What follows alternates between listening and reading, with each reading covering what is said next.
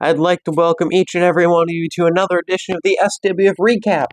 This is episode 2, and it has been, pretty sure, 3 weeks since our last edition of the SWF Recap. We don't have as much as you'd probably expect for us to cover, but we also have some huge announcements I'd like to talk about, but we're going to get straight into some match action right now. Starting us off, the rematch, Tommaso Ciampa and Roderick Strong, but Tommaso Ciampa would assault Roderick Strong, and the match would not be able to start, let alone continue, so that's that. Next up, another rematch, this time Crow Jr. versus Bobby Lashley. Here are the closing moments, the athleticism shown off by Crow Jr. There is the cover, and Crow Jr. picking up a victory. But while celebrating his victory, he was assaulted and had his mask ripped off by Bobby Lashley, revealing that is Santos Escobar. So the mysterious Crow Jr. has been unmasked. And in non-match action, CM Punk would be brutally assaulted by a mysterious man with a lead pipe. That man revealed himself to be Brian Myers, the right-hand man of Matt Cardona.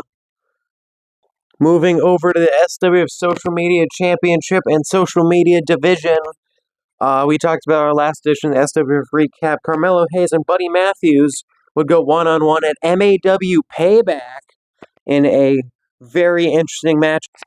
As you can see, if it wasn't for Brody King and the rest of the House of Black, Carmelo Hayes most likely would have picked up a victory, but sadly he did not, and will not be able to challenge for the SWF Social Media Championship for a while.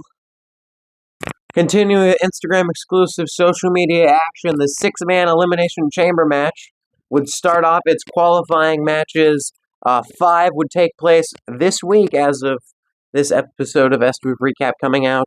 And later on, most likely next week, will be the 6-man rankings match to figure out who will be trapped inside of the 2 chamber pods for a version of the SWF Elimination Chamber being held under special rules.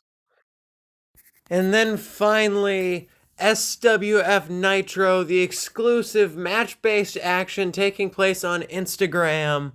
So for all you fans of the SWF that just can't get enough action, go check out the SWF Instagram page for future editions of SWF Nitro, hopefully starting next week.